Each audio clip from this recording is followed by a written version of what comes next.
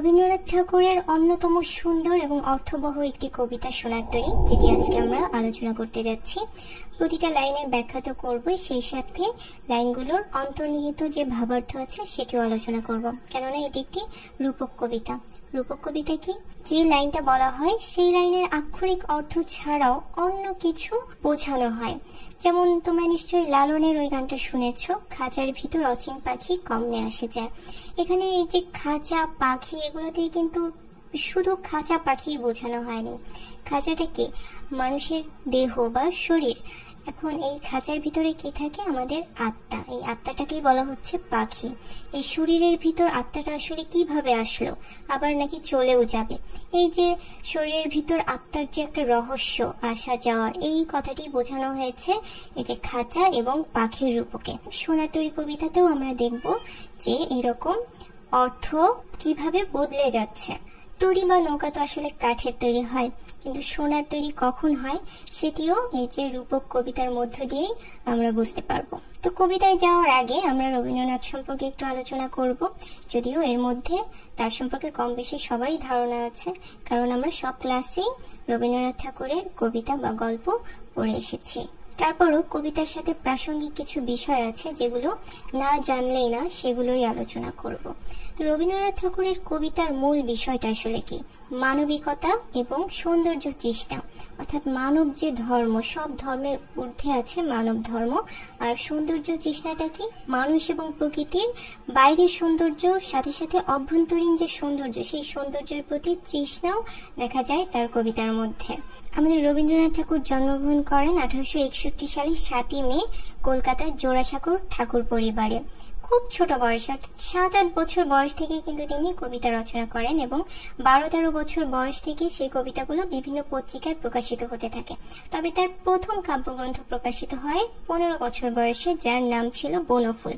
এটি তোমাদের অবশ্যই মনে রাখতে হবে, তার প্রথম কাব্যগ্রন্থের নাম এবং সেটি কত বছর বয়সে প্রকাশিত হয়। রবীন্দ্রনাথ ঠাকুরের কিন্তু কোনো প্রাতিষ্ঠানিক শিক্ষা ছিল না, অর্থাৎ তিনি কোনো স্কুল কলেজে পড়াশোনা করেননি।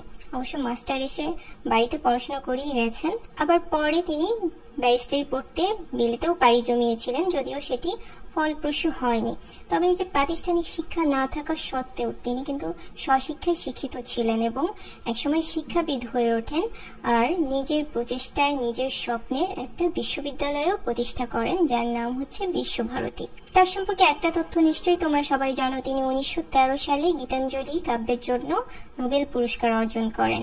তবে মজার ব্যাপার হচ্ছে এই তথ্যটি কিন্তু পুরোপুরি সঠিক নয়। তিনি মূলত যে বইটির জন্য নোবেল পুরস্কার অর্জন করেন সে বইটি হচ্ছে সং অফারিংস, যেখানে গীতাঞ্জলি কাব্যের কবিতার অনুবাদও ছিল, সাথে সাথে অন্য কাব্যের কবিতারও কিছু অনুবাদ ছিল। কাজে এই বইটির জন্যই মূলত তিনি নোবেল পুরস্কার অর্জন করেন। রবীন্দ্রনাথ ঠাকুর কিন্তু বাংলা ছোট গল্পের প্রবক্তা ছিলেন। তার আগে ছোট গল্প খুব একটা কেউ লেখেনি, আর লিখলেও সেটি সার্থক ছোট গল্পের ফর্ম হয়ে ওঠেনি। তিনি প্রথম একটা সার্থক ফর্মে ছোট গল্প রচনা করেন এবং তারপর থেকেই সবাই ছোট গল্প লেখা শুরু করে।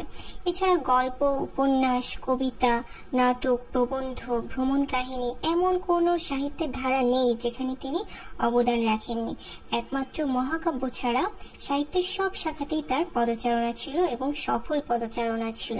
তো তার গুরুত্বপূর্ণ বইয়ের সংখ্যা আসলে বলে শেষ করা যাবে না। তারপরও এই বইগুলো তোমরা মনে রাখতে পারো, এই নামগুলো থেকেই সাধারণত পরীক্ষায় এসে থাকে। 1941 সালে 7ই আগস্ট এই মহান কবি মৃত্যুবরণ করেন। এখন আমরা কবিতায় চলে যাই। তার আগে একটা দৃশ্য কল্পনা করো। একটা নদীর মাঝখানে ছোট্ট একটা ধান ক্ষেত, তার চারপাশে পানি। এই ধান খেতে ধান কাটার পরে অপেক্ষা করছে একজন কৃষক, যার কিনা এই নদী পার হবার মতো কোনো উপায় নেই। কৃষক অপেক্ষা করছে কখন একটা নৌকা আসবে বা তিনি ওই নদীটা পার হতে পারবেন। এই সময়ে আবার চারদিকে ঝড়ের আভাস দেখা যাচ্ছে, অর্থাৎ আকাশে প্রচন্ড মেঘ গর্জন করছে, যে কোনো মুহূর্তে ঝড় চলে আসবে। এই মুহূর্তে নিশ্চয়ই ওই কৃষকের অনেক অসহায় বোধ করার কথা। ঠিক সেই সময়ে এই কবিতাটা শুরু হয়েছে। গগনে গরজি মেঘ ঘন বরষা, কুলে একা বসে আছি নাহি ভরসা। অর্থাৎ আকাশে মেঘ গর্জন করছে, ঘন বরষা, আর কুলে আমি একা বসে আছি, কোনো ভরসা নেই। এই যে কৃষক, এই কৃষকের রূপক অর্থ আসলে কীর্তিমান মানুষ বা সৃষ্টিশীল মানুষ। এখন সহজ কথায় বলতে পারো এই সৃষ্টিশীল মানুষটি কবি নিজে, অর্থাৎ রবীন্দ্রনাথ তার সমগ্র সৃষ্টি অর্থাৎ সাহিত্য বা তার আঁকা ছবি বা সবকিছু নিয়ে অপেক্ষা করছেন। রাশি রাশি ভাড়া ভাড়া ধান কাটা হলো সারা, ভরা নদী ক্ষুরধারা খর পরশা, কাটিতে কাটিতে ধান এলো বরষা। রাশি রাশি ভাড়া ভাড়া অর্থাৎ প্রচুর, রাশি রাশি ভাড়া মানে ধান যে পাত্রে রাখে, অর্থাৎ প্রচুর পরিমাণ ধান কেটে কৃষক অপেক্ষা করছেন। এদিকে ভরা নদী ক্ষুরধারা, ক্ষুরের মতো ধার ওই নদীর স্রোত, আর খরপরশা মানে তীব্র বর্ষা, তীব্র ধারালো বর্ষার মতো সেই নদীর স্রোত। তো এই রাশি রাশি ভাড়া ভাড়া ধানের মতোই আমাদের রবীন্দ্রনাথের সৃষ্টি জগৎ, তার এত সাহিত্য সাধনা সবকিছু নিয়ে তিনি এখন বসে আছেন, কিন্তু কাটিতে কাটিতে ধান এলো বরষা, অর্থাৎ কবি একসময় উপলব্ধি করলেন যে আর সময় নেই, যে কোনো মুহূর্তে আমাদের চলে যেতে হবে। একখানি ছোট ক্ষেত আমি একেলা, চারিদিকে বাঁকা জল করিছে খেলা। এই যে একখানি ছোট ক্ষেত, এটি রূপকের অর্থ হচ্ছে পৃথিবী। পৃথিবীটা তো অনেক ছোট আমরা বলে থাকি, এই যে পৃথিবীতে আমরা একা, আমরা বলে থাকি না যে আমরা একা এসেছি আবার একাই চলে যাব, মাঝখানে আমরা অনেক আয়োজন করি, অনেক প্রিয়জন হয় আমাদের, কিন্তু আসলে তো আমরা নিঃসঙ্গ, আমাদের একাই চলে যেতে হয়। আর এই যে চারিদিকে বাঁকা জল করিছে খেলা, তার মানে হচ্ছে আমাদের চারদিকে একটা অনিশ্চয়তা, কেননা আমাদের একসময় মরে যেতে হবে, তো আমরা তো সেটা জানি, যে কোনো মুহূর্তে আমরা মরে যেতে পারি, আমাদের বেঁচে থাকার কোনো নিশ্চয়তা নেই। এইটাকেই বোঝানো হচ্ছে যে চারিদিকে বাঁকা জল করিছে খেলা, অর্থাৎ চারপাশে একটা প্রতিকূল পরিবেশ, বিপদ, যে কোনো মুহূর্তেই একটা অঘটন ঘটতে পারে। পরপারে দেখি আঁকা তরু ছায়া মসি মাখা, গ্রামখানি মেঘে ঢাকা প্রভাত বেলা, এপারেতে ছোট ক্ষেত আমি একেলা। অর্থাৎ যে কৃষক ধান নিয়ে অপেক্ষা করছেন তিনি ওপারে দেখতে পাচ্ছেন একটা গ্রাম, কিন্তু গ্রামটি ঠিক স্পষ্ট না। তরু ছায়া মশে মাখা মানে গাছের ছায়ার যে কালিমা সেখানে অনেকটা অন্ধকারাচ্ছন্ন, এবং গ্রামখানি মেঘে ঢাকা, অর্থাৎ কৃষক বুঝতে পারছেন যে একটি গ্রাম আছে কিন্তু সেটি ঠিক দেখা যাচ্ছে না। এই জিনিসটা আসলে কি বোঝাচ্ছে বলতো? অর্থাৎ সামনে একটা অনাগত ভবিষ্যৎ আছে। কবি রবীন্দ্রনাথ দেখতে পাচ্ছেন যে সামনে একটা গ্রাম আছে, অর্থাৎ সামনে সময় আছে, ভবিষ্যৎ আছে, কিন্তু সেটি ঠিক কবির জন্য কিনা কবি অনিশ্চিত। অর্থাৎ কবির সামনে একটা অস্পষ্ট সময়, যেটি বলা হচ্ছে যে গ্রামখানি মেঘে ঢাকা, অর্থাৎ সামনে একটা জায়গা আছে কিন্তু সেটি একেবারেই অস্পষ্ট। কবিতার কৃষক এই মুহূর্তে দেখতে পান গান গেয়ে তরি বেয়ে কে আসে পারে, দেখে যেন মনে হয় চিনি উহারে। অর্থাৎ একজন মাঝি আসছেন গান গেয়ে নৌকা বেয়ে, এবং কৃষক তাকে ঠিক চিনতে পারছেন না। অর্থাৎ আমরা যদি রূপক অর্থ চিন্তা করি, যে রবীন্দ্রনাথ দেখছে যে একজন আসছে, এই যে মাঝি যে আসছে সে আসলে মহাকালের প্রতীক। এই কবিতা পড়তে গিয়ে বারবার তোমরা মহাকাল শব্দটি দেখতে পাবে। মহাকাল মানে আসলে কি? সময়। অর্থাৎ প্রাচীন কাল থেকে, মানুষের উৎপত্তির ইতিহাস থেকে কিংবা আরো আগে মহাবিশ্বের উৎপত্তির সময় থেকে সময় প্রবহমান হয়ে আসছে, এবং এই সময় মানুষের সকল অবদান, মানুষের সমস্ত ইতিহাস, খারাপ ভালো সব কর্ম বহন করে আসছে। তো সময় তো আমাদের চেনা, তাই না? এই জন্য কবি বলছে যে দেখে যেন মনে হয় চিনি উহারে। সময়কে আমাদের চেনা চেনা মনে হয় যে আমি চিনি, কিন্তু আমি ঠিক নিশ্চিত না। ভরা পালে চলে যায় কোনো দিকে নাহি চাই, ঢেউগুলি নিরুপায় ভাঙে দুধারে, দেখে যেন মনে হয় চিনি উহারে। অর্থাৎ এই যে মহাকাল, সে নিশ্চয়ই কারো দিকে তাকাবে না, সে তো কারো ধার ধারে না, তাই না? সময়ের মতো সময়ের স্রোত চলেই যাচ্ছে, সেটি কোনো মানুষকে বিশেষ গুরুত্ব দেয় না। এদিকে ঢেউগুলি নিরুপায় ভাঙে দুধারে, অর্থাৎ তার যে সময় সেটি চলে যাচ্ছে, তার বিপদটি আরো ঘনিয়ে আসছে। ওগো তুমি কোথা যাও কোন বিদেশে, বারেক ভিড়াও তরি কুলেতে এসে, যেও যেথা যেতে চাও যারে খুশি তারে দাও, শুধু তুমি নিয়ে যাও ক্ষণিক হেসে, আমার সোনার ধান কুলেতে এসে।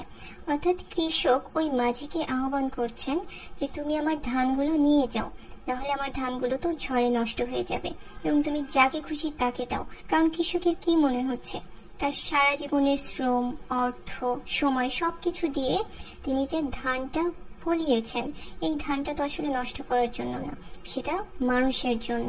কাজেই ওই মাঝিকে তিনি অনুরোধ করছেন এই ধানটা নিয়ে যাওয়ার জন্য। এর অন্তর্নিহিত ভাবটি আসলে কি? রবীন্দ্রনাথ চাচ্ছেন যে তিনি যে সৃষ্টিশীল রচনাগুলো তৈরি করেছেন, সেই রচনাগুলো আসলে মানুষের জন্য। কৃষক যেমন চাচ্ছে যে তার ধানটা মাঝি নিয়ে গিয়ে যাকে খুশি তাকে দিতে পারে, সেরকম সৃষ্টিশীল মানুষও চায় তার যে সৃষ্টি, তার অবদান সমাজ, দেশ এবং জাতির প্রতি তিনি যা কিছু দিয়ে যেতে চান, সেগুলো আসলে তখনই সার্থক যখন তা মানুষের কাছে গ্রহণযোগ্যতা পাবে। ঠিক সেই রকম আমাদের কবি রবীন্দ্রনাথও চাচ্ছেন যে তার যে সৃষ্টি, সেই সৃষ্টি যেন মহাকাল রেখে দেয়। যত চাও তত লও তরণী পরে, আর আছে আর নাই দিয়েছি ভরে। এতকাল নদী কূলে যাহা লয়েছিল ভুলে, সকলে দিলাম তুলে থরে বিথরে, এখন আমারে লহ করুণা করে। অর্থাৎ এই যে মাঝির কাছে কৃষক তার সমস্ত ধানই তুলে দিয়েছে এবং এরপরে অনুরোধ করছে যে এখন নৌকায় তাকে নিয়ে নিতে। ঠিক সেরকম রূপক অর্থ যদি আমরা চিন্তা করি, তাহলে কবি রবীন্দ্রনাথ তিনি মহাকালের কাছে তার সমস্ত সৃষ্টি অর্পণ করে দিয়েছেন এবং মহাকালকে অনুরোধ করছে তাকেও যেন তার সৃষ্টির মতো অমর করে রাখে। কিন্তু আসলে কি তা সম্ভব? ঠাই নাই ঠাই নাই ছোট সেতরি, আমারই সোনার ধানে গিয়েছে ভরি। কৃষক যেমন দেখছে যে ওই তরিতে তার আর জায়গা নেই, তার নিজের তৈরি করা ধানে ওই নৌকাটা ভরে গেছে, ঠিক সেরকম কবিগুরু রবীন্দ্রনাথও অনুধাবন করতে পারছেন যে আসলে তার আবেদন থাকলেও মহাকালের পক্ষে আর সম্ভব না তাকে অমরত্ব দান করা, কারণ মানুষ কখনোই অমর হতে পারে না। মানুষকে সৃষ্টির নিয়ম অনুযায়ী মৃত্যুকে বরণ করে নিতেই হবে। তাই রবীন্দ্রনাথ অনুধাবন করছেন যে আমার সৃষ্টি যে অমরত্ব পাবে এটাই অনেক, আমার পক্ষে আর অমর হওয়া সম্ভব না। শ্রাবণ গগন ঘিরে ঘন মেঘ ঘুরে ফিরে, শূন্য নদীর তীরে রহিন পড়ি, যাহা ছিল নিয়ে গেল সোনার তরী। অর্থাৎ কৃষক যেরকম দেখছে যে তার সবকিছু মাঝে নিয়ে যাওয়ার পরে সে একেবারেই নিঃসঙ্গ, তাকে শুধু অপেক্ষাই করতে হচ্ছে, সেরকম কবি রবীন্দ্রনাথ অনুধাবন করছেন যে তার সৃষ্টি এবং তার সমস্ত অবদান মহাকাল নিয়ে গেছে, কিন্তু তাকে এখন অপেক্ষা করা ছাড়া আর কিছুই করার নেই। এই যে কবিতার শেষ লাইনটা, শূন্য নদীর তীরে রহিন পড়ি, আসলে আমাদের সবাইকেই একসময় একা অপেক্ষা করতে হয় এবং আমাদের অপেক্ষাটা শুধু মৃত্যুর জন্যই।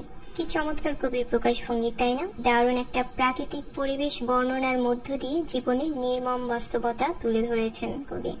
এই বাস্তবতাটা আসলে নির্মম হলেও এটি কিন্তু আমাদের মেনে নিতে হবে, আর এটিকে অস্বীকার করার কোনো উপায় নেই।